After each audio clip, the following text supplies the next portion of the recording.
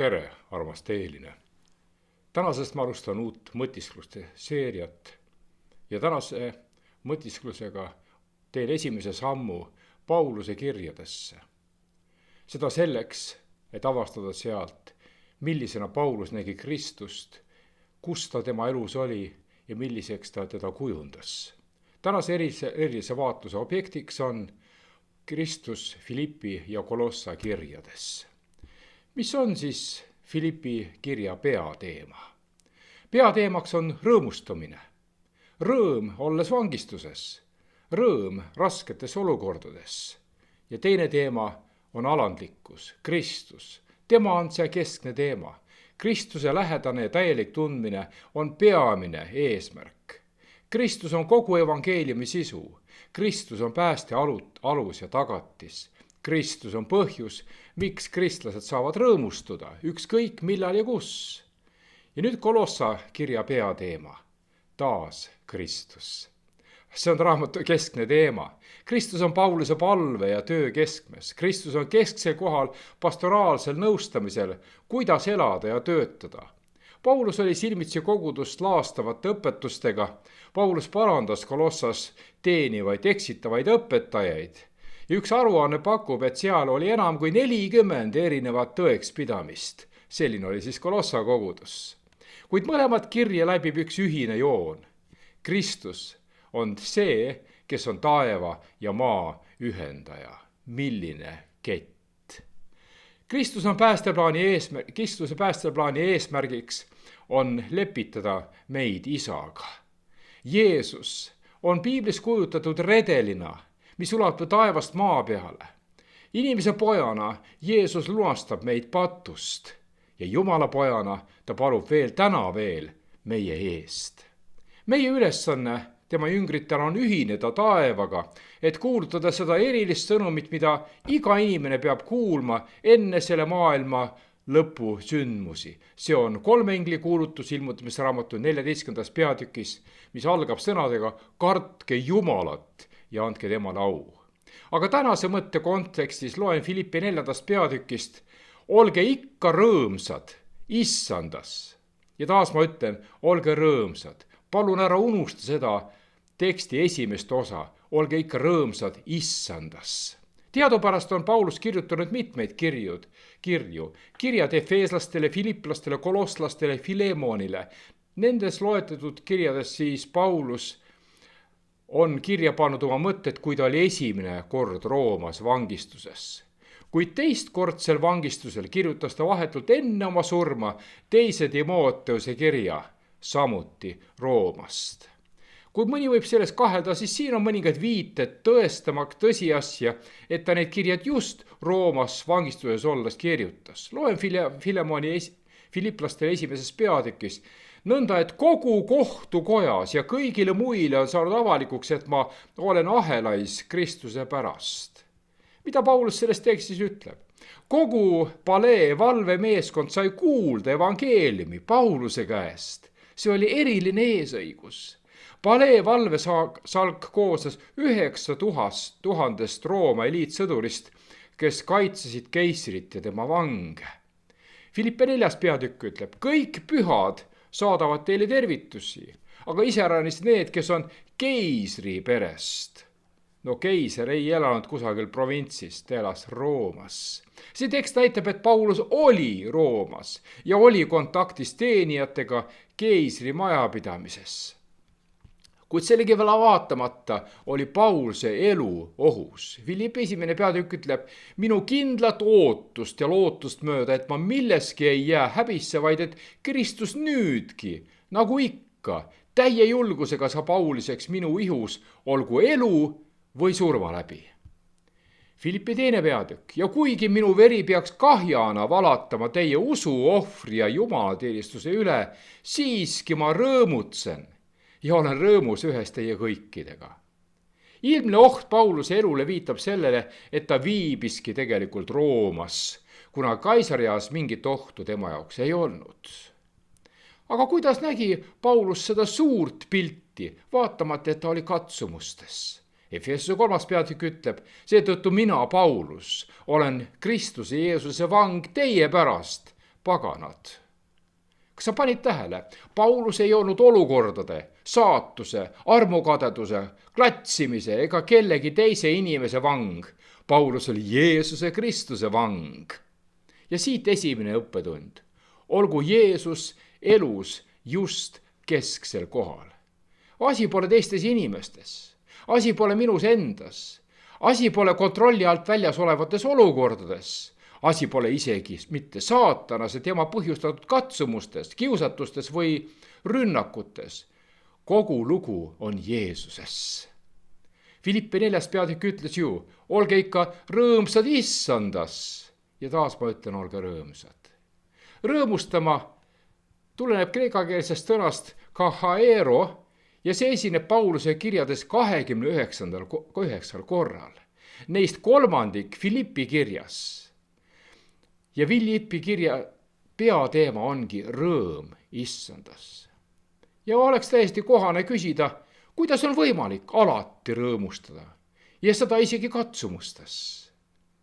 Kui näiteks abikaasa sureb, kui lapsed hülgavad issanda, kui nad kaotavad töökoha, kannatavad tohutut kroonilisest haigusest tulenevat valu. Ja siit tõusetub meile teine õppetund. Rõõmusta Kristuses. Mitte valu ja kannatuste pärast, mitte oma praeguste olude pärast. Rõõmusta Kristuses, tema on meie päästja ja lunastaja. Tema on meie peagi saabuv kuningas. Kuula, kuidas Paulus seda vormib sõnadest 2. Korintuse 4. peatükis, sest see silmapilkne kerge viletsus saavutab meile määratu, suure ja rohke igavese au. Kas pole kaunis? Ajal, mil Paulus oli Makedoonias, mainib ta mitut vangistust. Esimene kirja pandud kord oli Filippis, hiljem oli ta lühidalt vangis Jeruusalemmas enne, kui viidi üle Kaisarea vanglasse. Teisal möönab Paulus, et ta on vangipõlves. Kuigi ta oli Roomas koduarestis, nägi asi välja tegelikult nii, et ta oli aheldatud Rooma eliitsõduri külge. 2. sajandi alguses kirjutas samamoodi aheldatud kristlane Ignatius selliste sõdurite kohta, et nad käitusid nagu elajad, kes lähevad aina hullemaks, kui neid hästi koheldakse. 2. Korintuse 4. peatükis ütleb Paulus, aga meil on see aare saviriistades. Et üliväga suur vägi oleks Jumala poolt ja mitte meist. Kas sa paned tähele, Pauluse keskmes on mitte mina, vaid Kristus, Jumal ise. Meid rõhutakse kõike pidi, kuid ei suruta maha. Me oleme nõutud, aga me ei heida meelt. Me oleme tagakiusatud, aga me ei ole hüljatud. Me oleme maha vajutatud, aga me ei hukku. Me kanname alati enestega issanda Jeesuse Kristuse surma oma ihus, et ka Jeesuse elu meie ihus tuleks ilmsiks. Sest meid, kes elame, antakse alatasa surma issanda Jeesuse pärast, et ka Jeesuse elu meie surelikus ihus saaks avalikuks. Nõnda siis on surm vägev meie sees, aga elu teie sees. Mida annab see kirjakoht teada sellest, kuidas suutis Paulus taluda katsumusi, mis olid tema igapäevase elu osaks? Ükskõik, kui raskeks elu muutus, valis Paulus näha helgemat poolt. See oli tema teadlik valik ning see julgustas teda surve all vastu pidama. Vaatamata sellele, et saatan ründas kõigiti, kuidas hoidis Paulus kinni teadmisest, et ta ei olnud hüljatud. Kuulake, kuidas ta ütleb 2. Korintuse 6. peatükis. Ma ei anna üheski asjas mingit põhjust pahanduseks, et meie ametit ei laidetaks, vaid kõiges me näitame endid kui Jumala abilised. Suures kannatuses, viletsustes, hädades, kitsikuses, hoopide all vangis, mässudes, vaevanägemistes, valvamistes, paastumistes, puhtuses, tunnetuses, pikas meeles, helduses, pühas vaimus, silma kirjatsematus, armastuses, tõe sõnas, Jumala väes, õiguse sõjariistade varal paremas ja vasakus käes. Sa paned tähele, täiesti relvastatud inimene. Sageli võib meil tekkida kiusatus vaadata olukordadele, oma rõõrskustele või luhtumistele möödanikus ja nii meie julgus kipub kaduma. Seesugustel aegadel on vaja meeles pidada kõiki neid suurepäraseid erilisi vahendeid, mida Jumal meile pakub. et saavutaksime kurjusega võideldes edu. Üks tähtsaim vahend on piibel, tõesõna, sest saame õppida teiste inimeste vigadest, aga samuti sellest, kuidas nemad olid võidukad. Ka püha vaim muudab mõjuvaks maailma lunastaja sooritatud töö meis. Püha vaimu kaudu saab süda puhastatud. Püha vaimu läbi saab usklik osa jumalikust iseloomust. Selliselt paljastab püha vaim eksitused ja kõrvaldab need hingest. Tõe vaimu abil, kes tegutseb Jumala sõna kaudu, võidab Kristus oma valitud rahva enda poolele.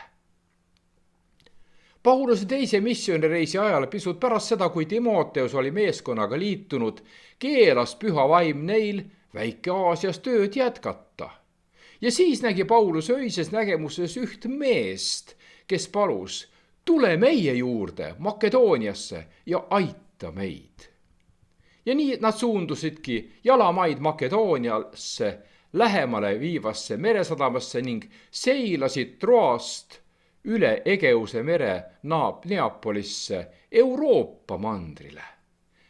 Selle asemel aga, et seal evangeliseerida, suundusid Paulus, Siilas, Timoteus ja Luukas, kes nendega Troases liitus, Filippisse oma evangeeliumi töös, mõtles Paulus alati strateegiliselt. Filippi oli tähtsaim linn tolles Makedoonia osas ja tegelikult üks auväärseim linn Rooma impeeriumis. Miks? Sellel oli antud Itaalia õiguse staatus. Lus Italicum, kõrgeim tunnustus, mis võis ühel linnal olla. Linnaelanikel olid samasugused privileegid, nagu asunuks linn Itaalias. Muuhulgas vabastus maamaksust ja pearahamaksust ning igas linnas sündinud inimesest sai juba automaatselt Rooma kodanik. Samuti oli see oluline peatuskoht Via Egnatial, põhimaanteel, mis ühendas Roomat idaga. Seal kristlikule tugipunktile aluse panemine võimaldas neil viia evangeeliumi paljudesse ümbruskonna linnadesse, sealhulgas Amfipolisesse, Apollooniasse, Thessalonikasse ja Pereasse. Väärib veel märkimist, et esimese sajandi Filippi ametlik keel oli ladina keel, millest annavad tunnistust ülekaalukalt ladinakeelsed raidkirjad. Kuid Filippi 4. peatükis pöördub Paulus linnaelanike poole ladinapärase nimega Philippesioi, tähendab filipplased. Ilmse tunnustusena, et neil on eriline Rooma staatus, aga ometi turuplatsidel kasutati ja samuti ümberkaudsetes alevites ja linnades kreeka keelt. Ning selles keeles levitati ka evangeeliumi. Luukas kirjeldab, kuidas Paulus ja tema meeskond läks koos inimestega palvetama jõe kaldale, kus Lüüdia ja tema pere võttis usu vastu. Kuna tegemist on ärinaisega, võis tema olla Filippis üks peamisi Pauluse tegevuse rahalisi toetajaid. Sellel korral, mil Paulus ja Siilas viibisid Filippi vanglas, toimus veel ühe perekonna pöördumine. Seekord oli selleks vangivalvur koos oma perega. Püha vaim teadis, et Filippi oli ideaalne sillapea evangeeliumi levitamiseks Euroopasse, ehkki ka seal olid silmitsi kiusatused. Tagakiusamine pole mingi hea asi, aga teatud oludes võimaldab see viia evangeeliumi inimestele, kelleni muidu ei jõutaks. Kuskil pole üles tähendatud, et Paulus oleks üldse Kolossat külastanud. Niisiis räägib see meile taas tema evangeeliumi töö strateegiast. Kolossa linna elanik Epafras selles linna evangeeliumi tõigi. Aga kuidas temast sai usklik? Kõige tõenäolisemalt toimus see 50. aastate keskpaiku, mil Paulus viibis lähedal asuvas Efesoses ning kõik, kes Aasias elasid, said kuulda issanda sõna, ütleb Apostlitegude raamatu 19. peatükk. Ilmutamisraamat tunnistab tõsiasja, kui ulatuslikult levis evangeelium selles piirkonnas. sellist edu, sealhulgas levikut Kolossasse, saab kõige usaldusväärsemalt selgitada Pauluse töö tagajärjel usku tulnud inimeste abiga, kes kõigepealt kuulsid sõnumit Efesosis, Väike-Aasia tähtsamas linnas ja peamises sadamas. Epafras kuulis Paulust kõnelemas Efesoses ning saanud üheks tema kaastööliseks, tõi evangeeliumi oma kodulinna Kolossasse. Ja nüüd vaatleme kahte kirja, Filippi ja Kolossa kirja. Esiteks Filippi kiri. See on kirjutatud Roomast Pauluse esimese vangistuse ajal ja selle kirja teema on kogudus kui Kristuse ihu. Tunnusteks on ühtsus, arm ja vaimulikud õnnistused.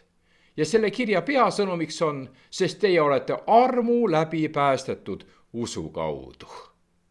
Ja kirja toon on julgustav, ülesehitav. See keskendub vaimsetele rikkustele Kristuses. Ei, mitte ilma, see on Kristuses.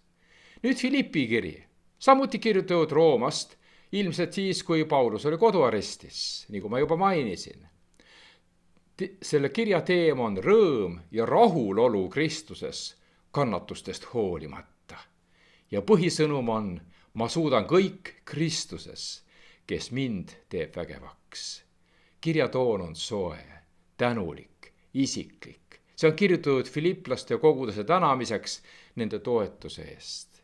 Ja kolmas kiri on Kolossa kiri. Selles räägitakse Kristuse ülemvõimust ja piisavusest. Võtmesõnum on see, tema on nähtamatu Jumala kuju. Kirja toon on õpetuslik, valeõpetuste parandamise eesmärgil, ülistades Kristust kõigest kõige kõrgemale. Aga nüüd päris tekstid, Filippi 1. peatükk, Paulus ja Timoteus, Kristuse Jeesuse sulased, kõigile pühadele Kristuses Jeesuses, kes elavad Filippis ja ühtlasi koguduse juhatajaile ja abistajaile. Armu teile ja rahu Jumalalt, meie isalt ja issandalt Jeesuselt Kristuselt. Ma tänan oma Jumalat iga kord, kui ma teid meelde tuletan. Ja Kolossase 1. peatükk, Paulus, Jumala tahtel Jeesuse Kristuse apostel ja vend Timoteus, Kolossas elavaile pühadele ja usklikele vendadele Kristuses. Armu teile ja rahu Jumalalt, meie isalt ja issandalt Jeesuselt Kristuselt. Nii Filippi kui ka Kolossa kogudust kirjeldatakse järgmiselt. Filippi kogudusest öeldakse, nad on pühad. Kolossa kirjas nad on ustavad vennad. Pauluse tüüpiline tervitus oma kirjades nimetab Kristuse pühadeks. See tähendab, et ristimise kaudu on nad eraldatud Jumala eriliseks rahvaks. Sõna, mida siin kasutatakse, püha, ei ole täiuslik inimene, vaid keegi, kes on liikunud varasemast kogemusest praegusesse kogemusse. Tema endine seisund oli patune, hukka mõistetud, patukaristuse all, määratud igaveseks surmaks, ta oli ristivaenlane, seaduse hukkamõistu all, Aadama loomuse tõttu tehtud kõlbmatuks, patupalga vääriline, ta oli kurja laps. Aga nüüd uus seisund, püha, pühitsetud, vabastatud patukaristusest, määratud igaveseks eluks. Risti toetaja elab vabaduse seaduse järgi, Kristuse loomuse poolt muudetud, väärt vastu võtma Jumala kingitust. Ta on Jumala laps ja määratud elama igavesti taevas. Kuulake, kuidas pühakiri neist räägib. Aga nüüd olete teie, Efesose 2. peatükk, kes enne olite kaugel, Kristuses Jeesuses saanud ligi Kristuse vere läbi. Kolossase 2. peatükk. Ja ta on teid, kes enne olite temast võõrdunud ja oma meelsuse poolest vaenlased, tehes kurja, nüüd ka lepitanud oma lihalikus ihus surma läbi. 1. Peetruse 2. peatükk. Teie, kes muiste olite mitte rahvas, aga nüüd olete Jumala rahvas, kes ei olnud armu saanud, aga nüüd olete armu saanud. Kristuse kaudu tehakse Iisraelile antud pärand kättesaadavaks nii sulle kui mulle, igale, kes soovib olla Kristuse järel käija.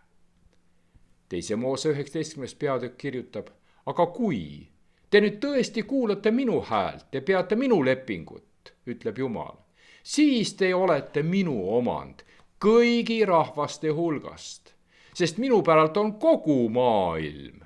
Te olete mulle preestrite kuningriigiks ja pühaks rahvaks. Need on sõnad, mis sa pead Iisraeli lastele rääkima.